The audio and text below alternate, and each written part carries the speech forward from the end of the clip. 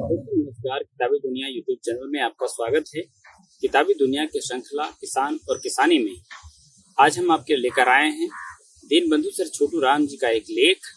ये लेख उन्होंने जाट गजट पत्रिका में प्रकाशित किया था और ये बात आज़ादी के दौरान की है, आज़ादी के आंदोलन के दौरान की। लेकिन आज भी जब आप इस लेख को सुनेंगे तो आपको लगेगा कि हमारे जो पुरखे हैं वो अपने समय को किस तरह से देख रहे थे, उसको किस तरह से समझ रहे थे। लेख का शीर्षक है किसानों के नाम संदेश। इस लेख को पढ़ने का एक मतलब है क्योंकि हमारे समाज में किसानों को लेकर के जो धारणाएं बनी हुई हैं या बनाई जा रही हैं, इसमें सभी लोग किसी न किसी रूप में गुनहगार हैं। चाहे मीडिया हो या हमारा प्रशासनिक तंत्र हो या हमारी सरकारी व्यवस्था हो या हमारी सरकार हो, आप में इनमें से किसी को भी आप इससे अलग करके नहीं दे सकते। तो आइए सुनते हैं लेख किसानों के नाम संदेश। ये दुनिया में कोई धंधा ऐसा है जिसकी नेक कमाई है तो वह यही किसान है। ये दुनिया में कोई ऐसा व्यक्ति है जो संतोष जीवन का ज्वलंत उदाहरण है तो वह यही किसान है। श्रद्धा की गर्मी किसी के सीने में है, आंख उदार, दिल में पवित्र नियत का उजाला, पेट मन का साफ, मानवता का सेवक, पशु का मित्र, अपने मौला का भक्त, सरकार का शुभचिंतक। मगर इतना होने पर भी कितना हतभागी है। पशु इसकी फसल उजाड़ देते हैं, इसके पड़ोसी इसकी गांठ काटते हैं।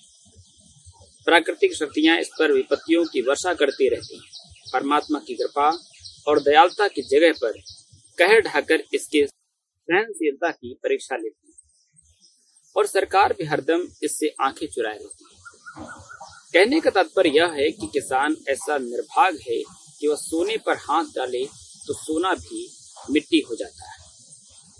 आम बोता है और बबूल पैदा हो जाती है। जिसके प्यार का फल घृणा और जिसकी सेवा का फल अपमान है, ऐसा क्यों होता है? ये तनिक विचार करके देखा जाए तो इस प्रश्न का उत्तर देना कठिन नहीं है। किसान जमाने को नहीं पहचानता। किसान का दिमाग मोटा है।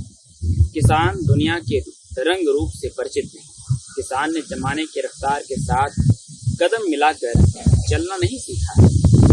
किसान ने अभी तक इस कहावत की सच्चाई को नहीं समझा है कि जैसा देश वैसा भेष, जैसा दौर वैसा दौर।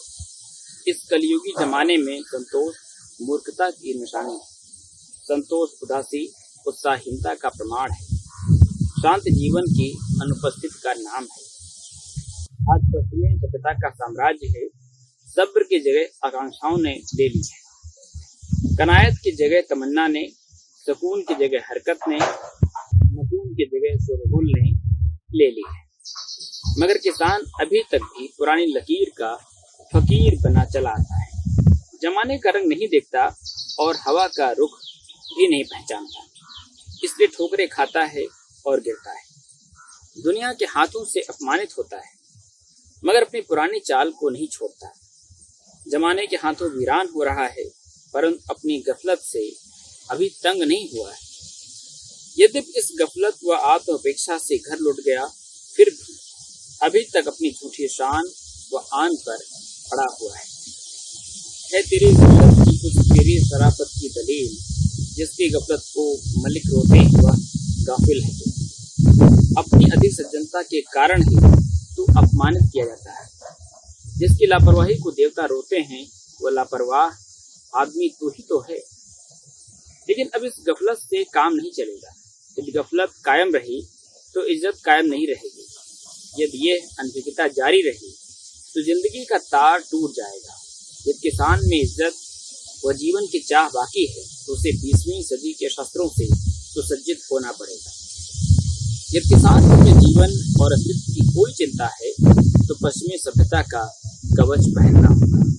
ये किसान शायद तो पूछे कि 20वीं सदी के शस्त्र कौन से हैं और पश्चिमी सभ्यता का कवच क्या है।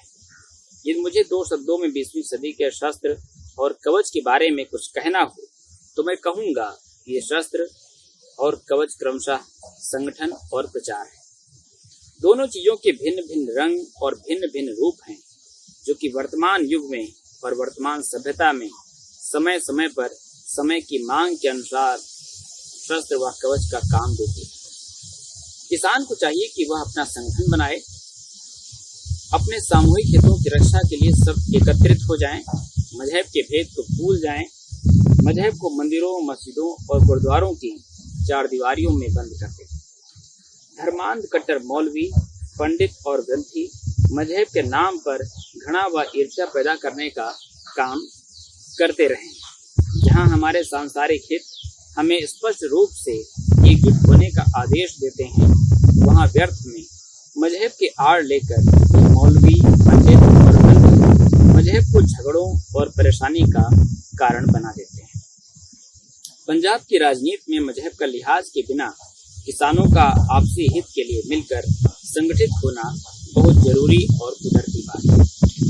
परंतु हमारे पंडित, मौलवी और हमारे ग्रंथी भाई हमारी आंखों पर द्वेष की ऐसी पट्टी बांध देते हैं कि हम हमेशा 3, 13 और 12 बाट रहते हैं। ऐसे ऐसे पुराने किस्से कहानियां याद दिलाकर, जिनका वर्तमान परिस्थितियों और समस्याओं से कोई संबंध नहीं होता, ये लोग हिंदू को मुसलमान और मुसलमान को हिंदू से अलग रखने की कोशिश करते हैं। दुख की बात है कि उसी प्रतिष्ठित सज्जन ने, जिसने घृणा की बाढ़ को रोकने के लिए फरमाया था, महफिलों में तू पुरानी दास्तानों को न छेड़, रंग पर जो अब न आए उन फसानों को न छेड़, अब वही व्यक्ति घृणा के रंग में मस्त नजर आता है। पर किसान सब एक हैं, इनके हित पूर्णतः अब केवल अपने हैं और सामूहिक हैं। अच्छी और समय पर वर्षा हो जाए तो समान लाभ होता है। यदि अच्छा उत्पादन हो और महंगा बिके तो सबको समान नफा होता है। यदि नहर या मामले के दाम कम हो जाएं तो सबको बचत होती है। यदि वर्षा न हो या ओले पड़ जाए या अनाज आदि जिन्स सस्ती बिके या सरकारी माल बढ़ जाए तो हिंदू, मुसलमान और सिख सभी किसानों को एक दूसरे से अलग रहना और अपनों को पराया समझना सिखाते हैं। मजहब के प्रभाव के कारण ये बेचारा किसान नहीं समझ सकता कि नहीं बेगानगी अच्छी रफीके राह मंजिल से, यानी अपने साथी यात्रियों से नफरत करना अच्छा नहीं होता है। वास्तव में किसानों को तो ये पाठ पढ़ने की जरूरत है, न रहे अपनों से बेपरवाह इसी में खैर है तेरी, अगर मंजूर है दुनिया में और बेगाना को रहना। अपनों से मिलकर रहना और मित्र वेश में दुश्मनों की तरफ से असावधान न होना किसानों के लिए अति आवश्यक है। किसानों को आत्मनिर्भरता का पाठ सीखना भी अति आवश्यक है। केवल खुदा के भरोसे काम नहीं चल सकता। ईश्वर ने हमें बुद्धि दी और पुरुषार्थ करने की शक्ति दी और वो आशा रखते हैं कि हम पुरुषार्थ की शक्ति पर विश्वास रखकर अपनी बुद्धि को काम में लाएं। सरकार से किसी प्रकार की आशा रखना तो घोर मूर्खता है। दुनिया की हर एक सरकार की विशेषता होती है कि वह ताकत के सामने झुकती है, शक्तिशाली व्यक्ति का आदर करती है और ताकतवर को ही न्याय देती है। वास्तव में देखा जाए तो सांसारिक सरकार और खुदा सरकार दोनों ही इंसान के बाहुबल का आदर करती है। सुस्त और आलसी व्यक्ति को घृणा की दृष्टि से देखती है। अपनी मदद आप करते हैं उन पर वह भी मेहरबान हो जाते हैं। जो अपने पुरुषार्थ की शक्ति से दुनिया को हिला डालते हैं, उन्हीं से सब प्रसन्न रहते हैं। यही आईने कुदरत से, यही महबूबे फितरत से, जो है राहे अमल पर गामजन महबूबे फितरत। प्रकृति का यही विधान है और यही प्रकृति का तरीका है। जो पुरुषार्थ करता है वो प्रकृति का प्यारा होता है। वो बहु वैसी विशेषता सरकार की होती है जो विशेषता प्रकृति की होती है।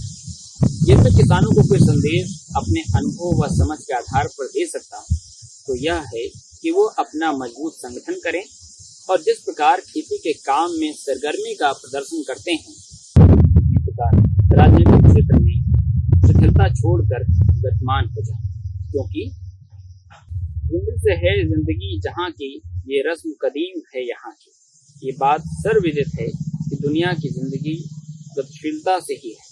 अपने हितों और अपनी आवश्यकताओं को डट कर खूब विचार करें। अपनी शिकायतों, दुखों, कष्टों, क्लेशों, पीड़ाओं, संवेदनाओं और अपनी कठिनाइयों को बिना झिझक प्रकट करें। सुकून और खामोशी को छोड़ दें। चिल्ला चिल्ला कर नाला फरियाद से राजनीतिक क्षेत्र में हलचल मचा दें। सुकून की कोई इज्जत नहीं, शांति का कोई आदर नहीं है। सच पूछो तो सियासी दुनिया में जिंदगी का नाप और पैमाना शोरगुल है। चमनज़ारे सियासत में खामोशी मौत है बुलबुल, यहाँ की जिंदगी पाबंद ये रस्में पुगां तक है। ए बुलबुल, राजनीति के बाद चुप रहना मृत्यु को बुलावा देना है। राजनीति की दुनिया में जिंदा रहना चाहता है तो तू अपनी मांगों के लिए शोर मचा, पुकार कर। बहुत लिख चुका, अब तुझे जगाने और संगठित करने चला। तुझे बेचारा नहीं रह सकता, तुझे पंजाब का और भारत का राजा बनना चाहिए। दोस्तों, ये सर दीनबंधु छोटूराम जी ने जो बातें इस लेख के माध्यम से कही हैं, उन बातों को हम सबको समझने की जरूरत है। किसान जिस तरह से जीवन जी रहे हैं, जिन मांगों को लेकर के आंदोलन कर रहे हैं, उनको हम सभी पढ़े लिखे लोगों को समझने की जरूरत है। अगर हम वही बात कहते हैं कि जो कुछ हमको मीडिया के द्वारा सुनाया जाता है, जो कुछ हमारे सामने बातें रखी जाती हैं, तो इसका मतलब है कि हम भी इस गुनाह में कहीं न कहीं शामिल हैं। दोस्तों, यदि लेख आपको अच्छा लगा हो तो इसे दोस्तों के साथ साझा करें और हमारे इस प्रयास में जरूर सहयोग करें। तो हमारे इस प्रयास में सहयोग करें